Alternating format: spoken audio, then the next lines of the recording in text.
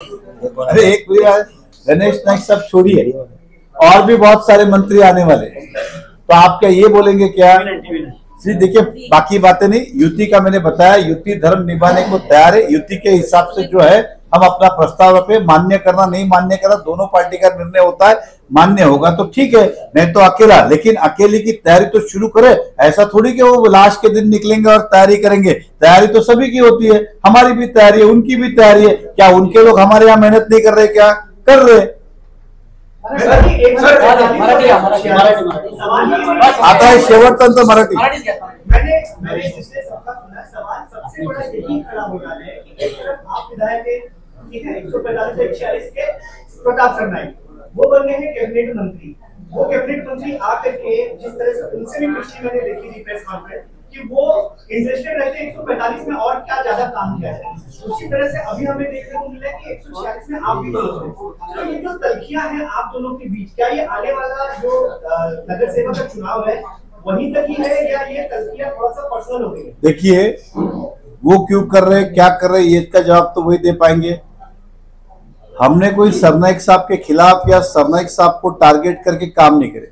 उस क्षेत्र के अंदर चारों कॉर्पोरेटर भारतीय जनता पार्टी के, वहां की समस्या समय समय पे निवारण हुई, कुछ बची हुई थी उसको भी पीछे लग के करने का प्रयास किया। ये उसका प्रयास है, आप समझ के चलिए, क्योंकि नगर सेवक जब वापस जाएगी जनता सवाल पूछेगी, तो जितना ज्यादा हमने कमिटमेंट किया वो डिलीवर करके जाए, तो ये भी उसका एक हिस्सा था। कोई शिवसेना या सरनाईक साहब या 146 ये कोई विषय नहीं है।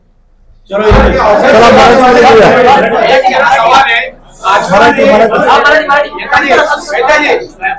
मराठी। भाजपा ने सांसद नरेश मस्के को जिताने के लिए एड़ी चोटी का जोर लगाया। आज मीरा भाईंदर की जनता नरेश मस्के को तलाश कर रही है। जिस तरीके से आप सरनाईक साहब को गणेश साहब को यहाँ ला रहे हो, क्या इस तरीके से जनता की समस्या जो केंद्र सरकार से रिलेटेड है नरेश मस्के को लाएंगे?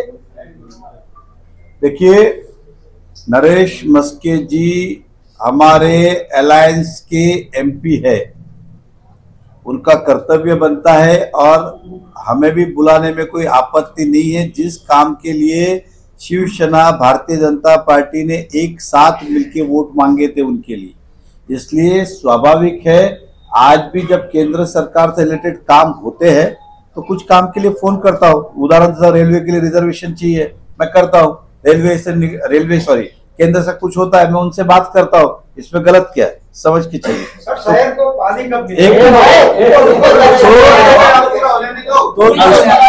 तो इसमें कोई गलत नहीं है कि हम क्या कर रहे। मैं सरनाईक साहब को भी अगर फोन करूं, वो मंत्री खाते के है, तो उसमें गलत क्या है? सरकार का हिस्सा है। हमारी जो यहाँ की राजनीतिक जो भी पार्टी का निर्णय होगा, लेकिन सरकार में तो एक साथ है। कल उनका काम मुझसे हो सकता है, मेरा काम मुझसे हो सकता है, इसमें गलत क्या है? लेकिन दर्शन करना मेरा भाईंदर की जनता को भाजपा ने सपोर्ट किया है ना, कहीं ना कहीं जिम्मेदारी। आज या ठिकाणी उपस्थित सर्व पत्रकार बंधूंचं स्वागत। आजची बैठक मध्ये आपण आले त्याबद्दल आपलं मनापासून स्वागत आणि धन्यवाद। आजचा विषय आहे की सरकार आपला द्वारी मीरा भाईंदर हा ठाणा जिल्ह्यामध्ये येतो आणि ठाणे जिल्ह्याचे भारतीय जनता पक्षाने विधिवत माननीय नामदार मंत्री महोदय गणेश नाईक साहेब यांना संपर्क मंत्री म्हणून त्यांचे नेमणूक केलेली आहे। तसेच या आता महानगरपालिकाची निवडणूक सुद्धा आहे, त्यामध्ये त्यांना ठाणे जिल्ह्याचे प्रभारी केलंय आणि मीरा भाईंदर ठाणे जिल्ह्यामध्ये येतात। मीरा भाईंदरचे अनेक प्रश्न आहे जे काही ना काही कारणाने लांबलेले सामान्य जनतेचे, त्याला जाग्यावर निर्णय मिळावं म्हणून माननीय गणेश नाईक साहेब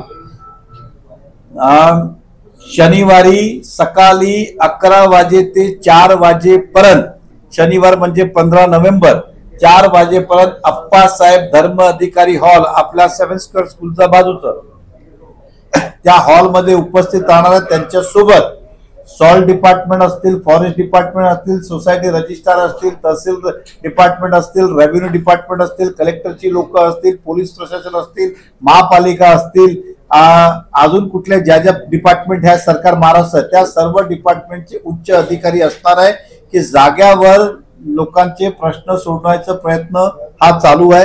त्या पद्धतीने अनेक लोकांना प्रश्न आपल्या माध्यमातून या शहरात हा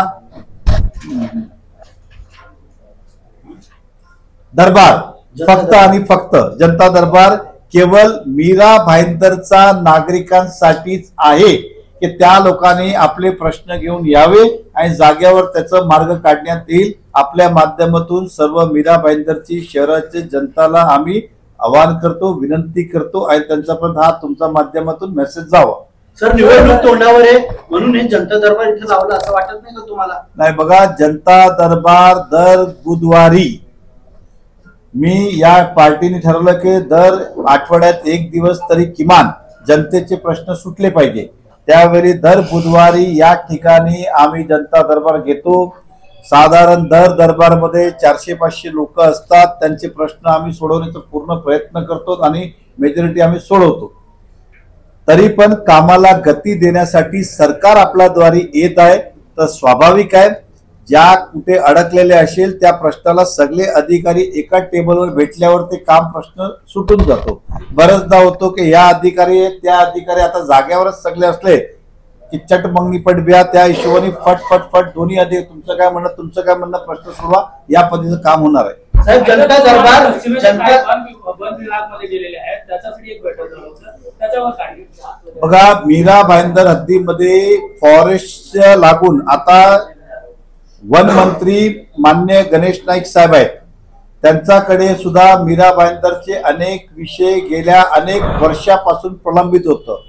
भाईंदर वेस्ट एरिया असेल, पेनकरपाडा ते उत्तरपर्यंत ते आपलं स्टेशन पर्यंत ज्या भागात स्लम आहे त्या सगळं भूमीला मँग्रोव्ह खाली येते. त्या हिशोबाने त्याला फॉरेस्ट डिक्लेअर केलं गेलं. हे डिक्लेअर करताना त्यामध्ये ज्यावर झोपडपट्टी किंवा चाल आहे त्यालाही फॉरेस्ट डिक्लेअर केलं. त्या कारणाने तिकडे टॉयलेट बांधता येत नाही, काही करता येत नाही, कुठलाही निर्णय घेता येत नाही. म्हणून गणेश नाईक साहेबांकडे त्या विषयावर परवा बैठक झाली. त्यांनी संबंधित अधिकाऱ्यांना सांगितलं जिकडे वस्ती आहे तेवढा एरिया तुम्ही वगळा आणि तशा प्रकारचा त्यांना आदेश दिले.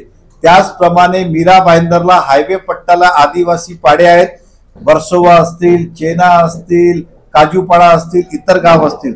त्या गावामध्ये शमशानभूमीचा विषय असेल, पायवाटचं असेल, रस्ता असेल, स्ट्रीट लाईट असेल, गटर या फॉरेस्टनी बाधित असल्या त्या ठिकाणी महापालिकेला काम करता येत नाही.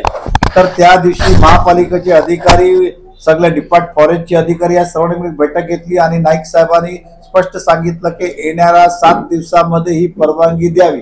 त्या बैठकीच्या अनुषंगाने काल फॉरेस्ट डिपार्टमेंटने आदिवासी पाड्यामध्ये व्हिजिट सुद्धा केली आणि आम्हाला संपूर्ण खात्री आहे 7 दिवसामध्ये आदिवासी पाडा जे 146 मध्ये हायवे पट्ट्याला आहे त्या प्रश्न येणाऱ्या जे गेल्या 4-5 वर्षांपासून प्रश्न प्रलंबित होते